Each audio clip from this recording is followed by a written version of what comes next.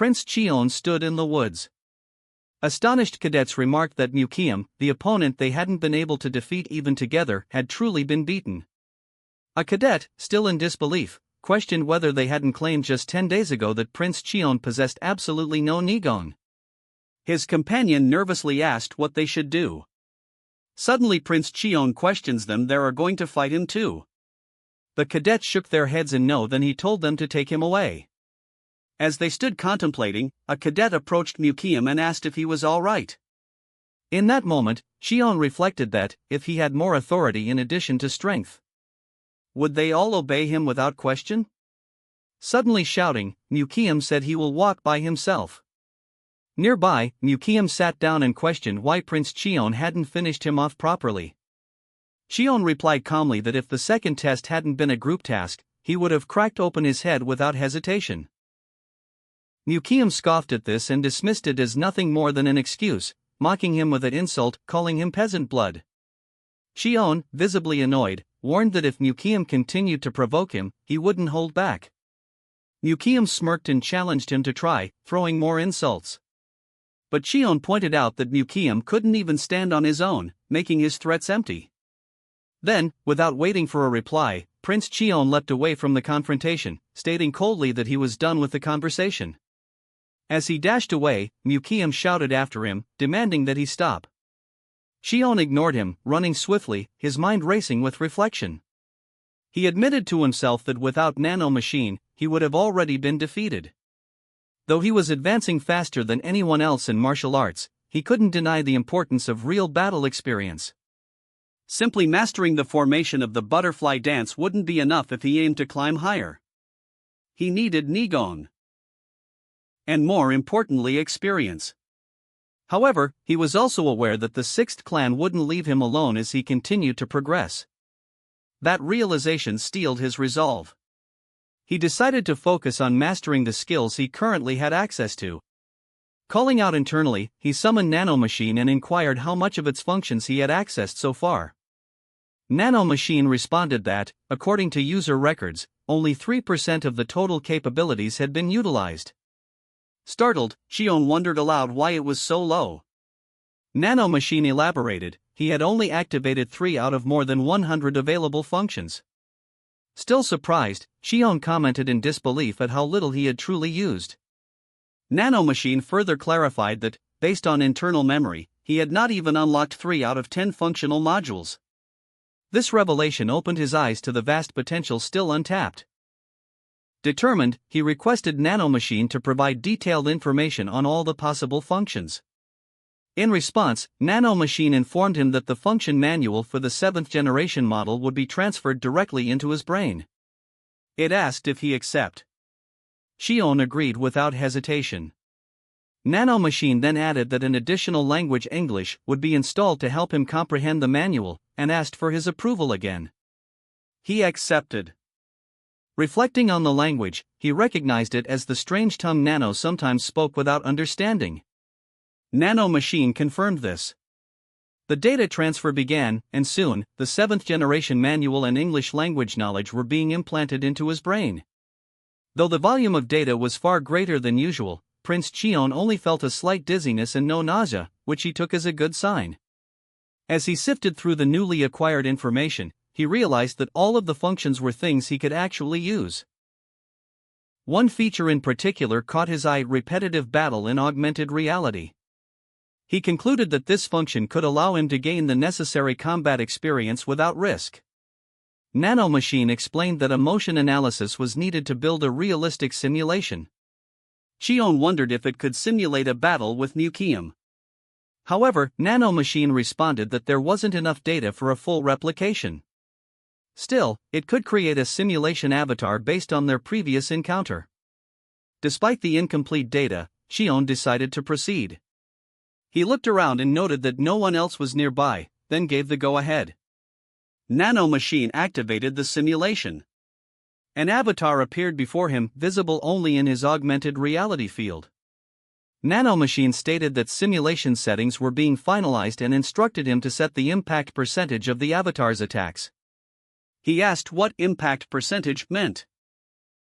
Nano Machine explained that it represented how much of the real pain and damage he would feel during the simulation. If he wanted it to feel like a real fight, he should set it to 100%, otherwise, he could lower it. Without hesitation, Shion said set it to 100%. Nano Machine confirmed that the simulation would begin at full impact.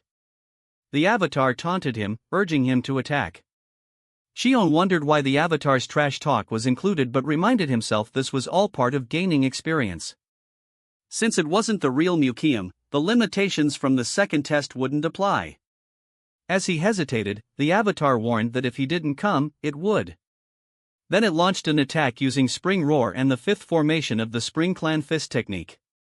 Shion noticed that the avatar's moves mimicked reality exactly. He tried to slap the avatar, but it countered with a punch and mocked his clumsy technique. Startled by the pain, he asked why it felt so real. Nano Machine explained that it had replicated the pain he had experienced earlier using recorded data, and asked if he wanted to reduce the impact percentage. He declined, choosing to continue as is. The avatar continued insulting him, goading him into a full-on fight. They clashed repeatedly, both aiming to overpower the other. Eventually, after many rounds, Shion asked Nano Machine for the current time. It responded that it was between 9 o'clock and 11 a.m. He remarked that he had fought the avatar 15 times and had only won the last round.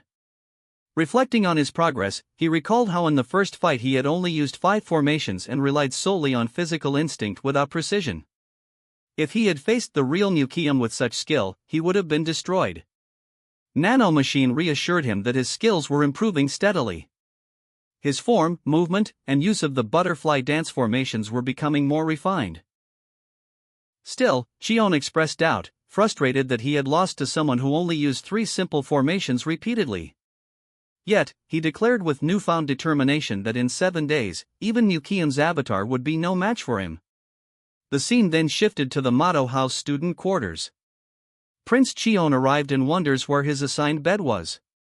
As he entered, he quietly reflected that after defeating a clan heir, the students seemed to be stepping aside for him now. Cadet 23, Hyobon, pointed out his bed and led him there. Some students whispered as he passed, watching him with curiosity and apprehension. Shion wondered if there was a reason behind his sudden change in behavior. And asks as he wants something from him? He acknowledged to himself that Mukium had already abandoned him, there was nothing left to lose. Perhaps he was destined to die. And if so, he decided it was time to take a gamble. At that moment, Hyobon stepped forward. He bowed respectfully and declared his intention to serve Prince Chion as his master. Some cadets whispered among themselves, questioning the notion of loyalty and the value of pledging allegiance to the seventh prince, who seemingly lacked power. Amidst this, Prince Chion turned to Hyobon and asked if he was truly willing to serve him as his master. Hyobon responded fervently, expressing deep regret for his past disrespect. He apologized sincerely and pleaded to be accepted as a servant, promising to do whatever he could to be of service. Prince Chion was taken aback by the offer. He reflected silently on how difficult it had always been for him to trust others, yet here was someone willingly offering loyalty without any force to become his guard by the designation of the Lord. Hyobon continued, thanking him and vowing to give his utmost effort. Just then, Jahyun entered the scene, clearly stunned by what he saw. He questioned Hyobon by calling him insect and demanded to know whom he was choosing to serve. Though Hyobon found both Mukium and Jahyun intimidating, he steeled himself, knowing he must not let fear show. Chion calmly asked Jahyun why he was referring to someone else's servant as an insect. Chion scoffed and claimed that Jahyun was the one acting like an insect by groveling to gain favor. In response, Jahyun asked him to repeat what he had just said and Prince Chion pointed out that Jahyun was stuttering, insinuating that he might actually be afraid. This remark enraged Jahyun, who lashed out verbally and moved to attack. Before he could strike, Chion intervened with composure, delivering a sharp slap that sent Jahyun to the floor. Witnessing this, Chion concluded that Jahyun was nothing compared to the simulation avatar he had been training against earlier. The moment Hyobon thought to himself that he made the right choice to serve Prince Chion. Smirking, Prince Chion asked if Mukium would like to try again. Mukiam commented coldly that Prince Cheon should enjoy his moment while it lasted, asserting that nothing had truly changed just because Prince Cheon had gained a single follower. With that, he turned and walked away. The other cadets murmured among themselves in disbelief. They were surprised that Mukiam had walked away from the confrontation without escalating it. Despite this, they acknowledged that the Spring Clan's influence remained formidable. Still, some began to speculate that Prince Cheon might be the one to bring in a new era at the Demonic Academy. 1 week later, at the Motto House Grand Armament on the day of the group-based second test, Instructor announced that he had taught the cadets everything he could, and now it was up to them to perform. He asked if everyone understood the instructions. Cadets shouts motto. Liwa then explained that they would begin by casting lots. The 12 groups, divided into sets of 3, groups 1 to 4, 5 to 8, and 9 to 12, would each draw lots among themselves to determine their opponents. He called for the group leaders of groups 1 to 4 to step forward. As they did so, he noted that the leadership of groups 2 and 3 had changed. Is it similar to group 1, but Cheon Muyan of the Dark Clan remained the leader. He added that previously, Cadet 72 had led group 4, and now it seemed there might be 2 possible candidates. Muyan stepped up and pulled a card from the box. Liwa then announced the matchups. Group 1 would face Group 3, and Group 2 would compete against Group 4. One of the groups cheered enthusiastically for their leader. Next, Liwa called forward the leaders of groups 5 to 8.